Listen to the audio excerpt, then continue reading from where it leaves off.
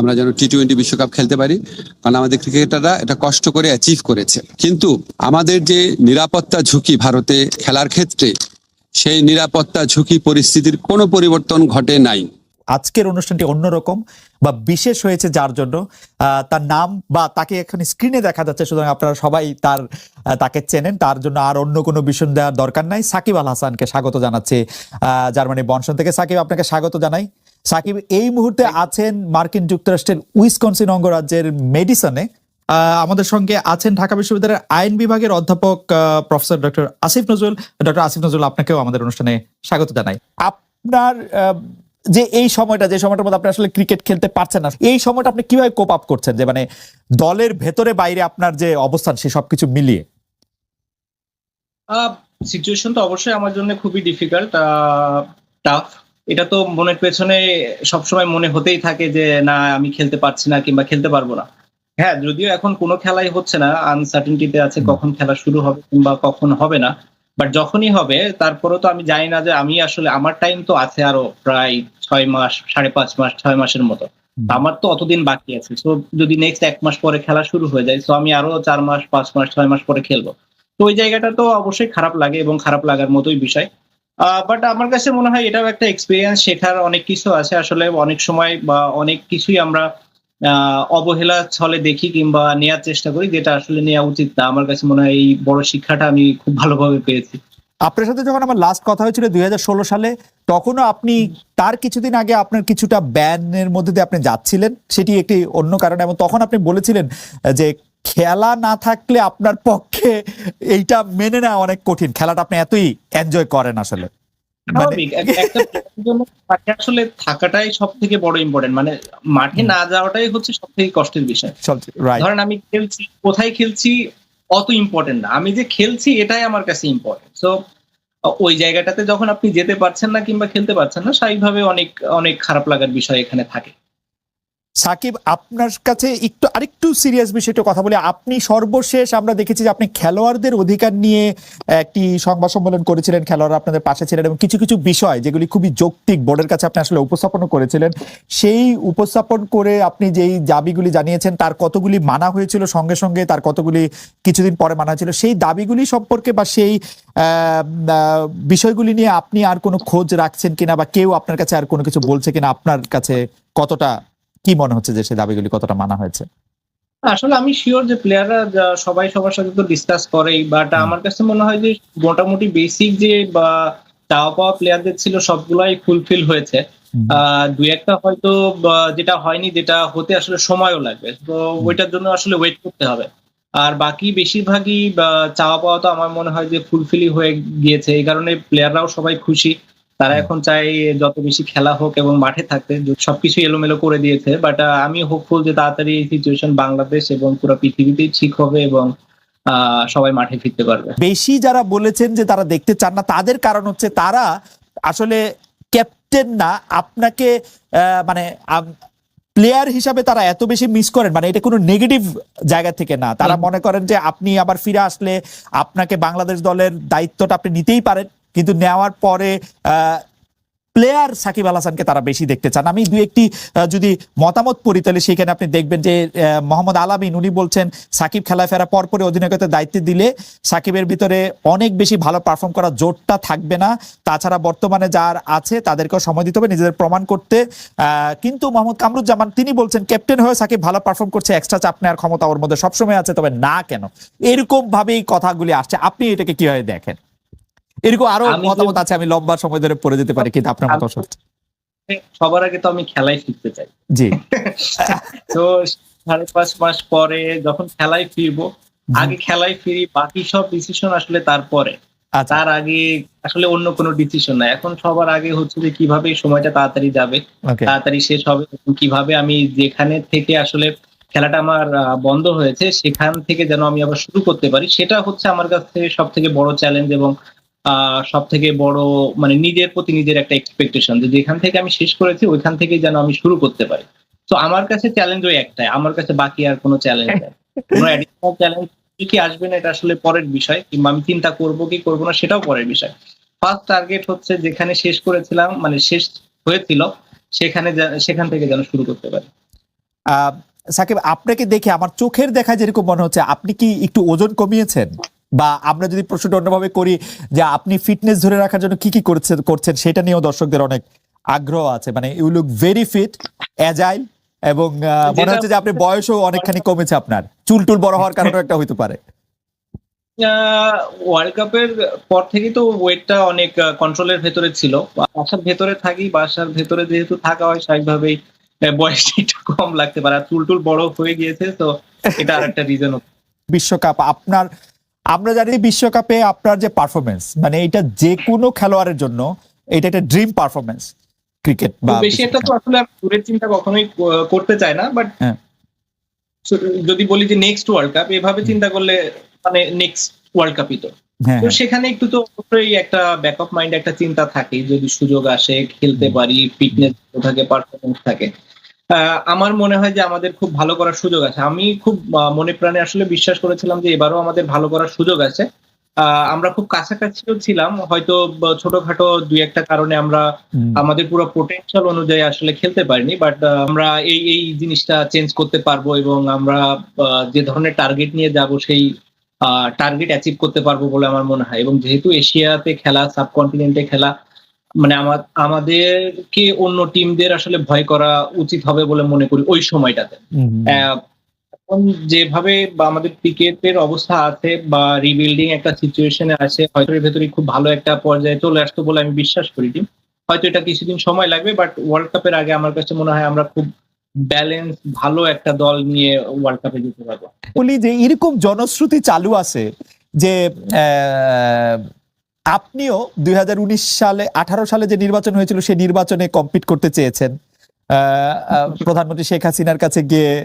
মানে একরকম আমরা এরকম শুনেছি যে সাকিবও আসলে এমপি নির্বাচন করবেন বা এমপি হবেন, এমনকি আমরা এতদূর পর্যন্ত শুনতে পেয়েছিলাম যে সাকিব আসলে আরো বড় কিছু পেতে যাচ্ছেন। ঘটনাটা কি ঠিক? আপনি কি আসলে এমপি হতে চেয়েছিলেন 2018 সালে? আসলে কিছু জিনিস আসলে এটা খুব গোপনীয় সিচুয়েশনে থাকাই ভালো, খুব গোপনীয়তার সাথে থাকা ভালো। এই একটা জিনিস আছে যেটা আসলে কখনো প্রকাশ পাওয়াই উচিত না। না, এটা ডিক্লাসিফাইড হওয়ার সময় আসে নাই? ডিক্লাসিফাইড হওয়ার সময় মানে আমার ধারণা যদি আমি কোনোদিন পলিটিক্সে আসিও সেটাও আসবে না, আর কোনোদিন না আসিও সেটাও আসবে না। তো এটা এমন একটা সিক্রেট, মাই গড, এবং ইন্টারেস্টিং। আমি চাই এটা কেউ কখনো জানে। এই যে আমার কৌতূহল, আমি শিওর আমার কৌতূহল বাড়লো এবং আমাদের দর্শকদের কৌতূহল অনেক বাড়লো। যাক, কৌতূহলটা তো আপনি জায়গার মানে মানুষের কৌতূহল জায়গার মতোই জায়গা, জি। এবং যে সাবজেক্টটা নিয়ে আপনি বলছেন এখানে অনেকেরই কৌতূহল থাকা খুবই স্বাভাবিক। আমি যদি আমার জায়গায় না থাকতাম আমারও কৌতূহল থাকতো, এটাই স্বাভাবিক। বাট এই যে দুই একটা কৌতূহল মানুষের মনে আসলে থাকার দরকার। সব কৌতূহল যদি আপনি প্রকাশ করে দেন আসলে মানুষেরা তখন আমাকে নিয়ে আগ্রহ থাকবে না। আপনাকে তো এটা একটা আগ্রহ আপনাকে নিয়ে নানা কারণে আগ্রহ থাকবে সাকিব আল হাসান। আরেকটি বিষয় আপনার সাথে নামের সাথে জড়িত, কিন্তু আমি বিষয়টাকে আরেকটু অন্যভাবে প্রশ্ন করতে চাই। আমরা দেখেছি যে গত সরকার ক্ষমতাচ্যুত হওয়ার পরে আমরা ভারতের সাথে বিভিন্ন বিষয়ের যে চুক্তিগুলি রয়েছে সেই চুক্তিগুলি জনসমক্ষে আসবে, সেটা আমরা চেয়েছিলাম। অনেকে চেয়েছিল যে সেই চুক্তিগুলি বাতিলও করা হবে, কিন্তু সেই চুক্তিগুলি বাতিল করা হয়েছে বলে একটিও আমি শুনি নাই, জনসমক্ষেও আসে না। এটার কারণ কি? অনেকে বলে থাকেন এর জন্য নাকি আপনি একজন নিয়ামক, কারণ আপনি ভারতের একজন পরীক্ষিত বন্ধু। আমি স্যার আপনাকে সালাম শব্দটি বলতে পারলাম না, কিন্তু অনেকে এটাও বলে। যাই হোক খালেদ, আমি আপনাকে জিজ্ঞেস করি, আপনি কি 15 বছর এই কথাটা শুনেছেন যে আমি পাকিস্তানের দালাল, আমি পাকিস্তান মন্ত্রী, আমি আইএসআই এর এজেন্ট? প্রচন্ড ভাবে শুনেছেন না? আমি রাজাকার, ছাত্রলীগ মিছিল করেছে আমাকে ধাওয়া করে পাকিস্তানে পাঠিয়ে দিবে, অনেকবার তো শুনেছেন অনেক কিছু। হ্যাঁ, তো এখন বললাম যে এটা তো আপনার কিছু মানুষ এত সরল প্রকৃতি, তাদের কোনো একটা মানুষ অন্য একটা কিছু বললো সাথে সাথে বিশ্বাস করা শুরু করে, আমাদের বৈশিষ্ট্য। কিন্তু বাংলাদেশের ম্যাক্সিমাম মানুষের বুদ্ধিমত্তা অত্যন্ত প্রখর, তারা এইসব প্রচারণায় কান দেয় না।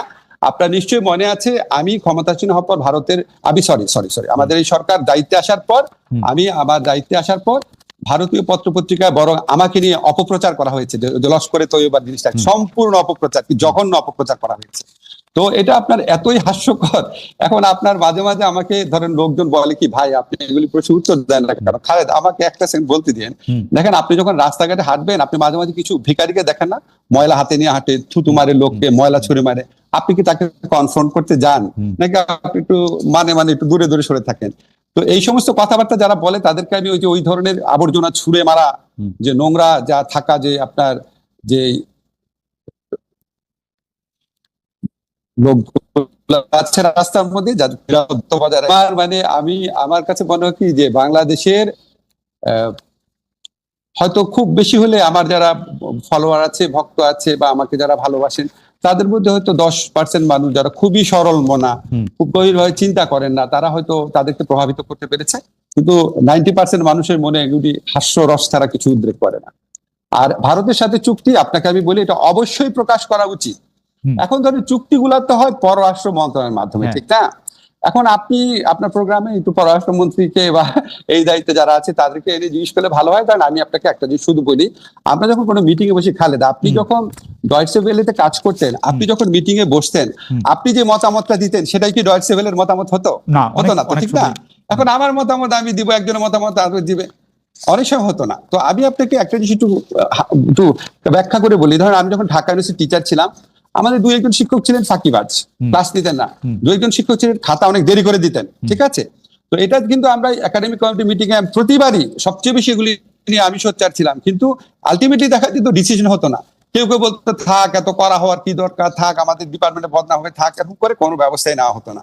কিন্তু আমি তো বলে যেতাম, এখন ব্যবস্থা যে নেওয়া হতো যে না, আমার ডিপার্টমেন্টে কোনো ফল্টের জন্য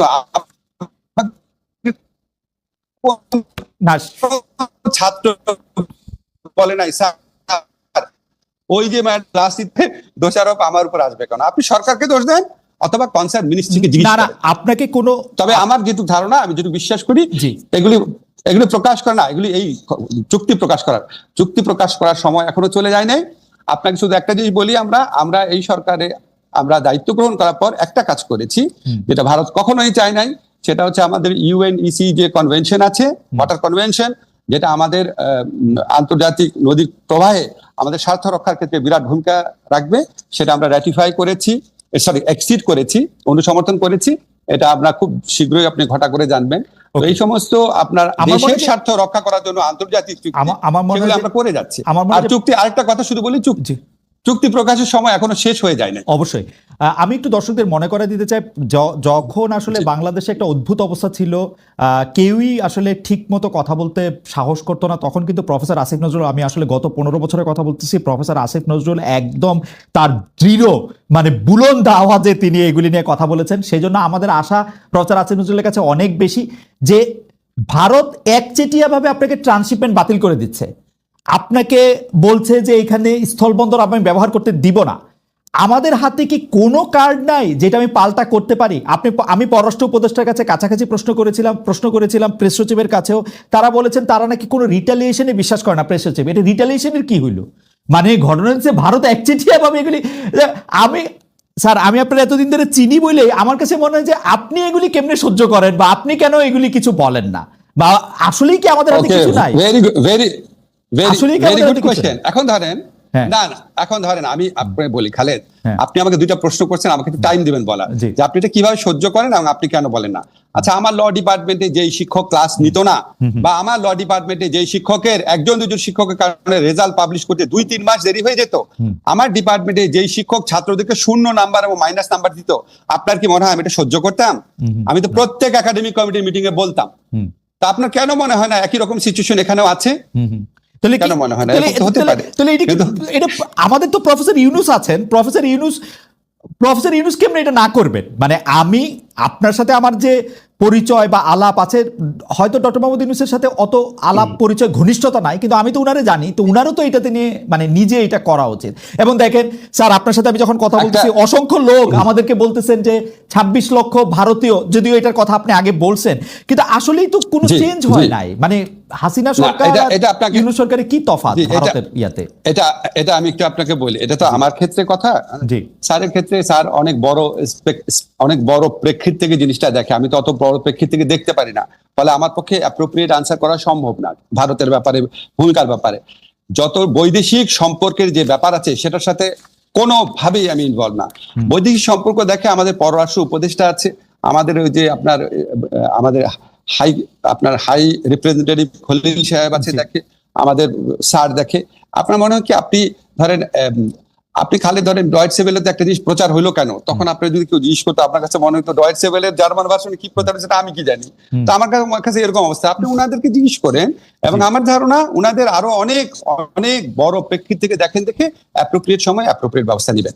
এখন আপনি বলেন, ধরেন আমাকে অনেকেই বলে যে 26 লক্ষ ভারতীয় ব্যাপারটা, তো 26 লক্ষ ভারতীয় ব্যাপারটা যদি বলে থাকি তাহলে এটা অত্যন্ত ভারত বিরোধী কথা। তো একই সাথে 26 লক্ষ ভারতীয় বললেন, এটা এত বড় একটা কথা বললেন আপনি, আবার বলে ভারতের দালাল, কোনো কিছু ঠিক নাই। 26 লক্ষ ভারতের ব্যাপারে ভাই একটা কথা ব্যাখ্যা করি।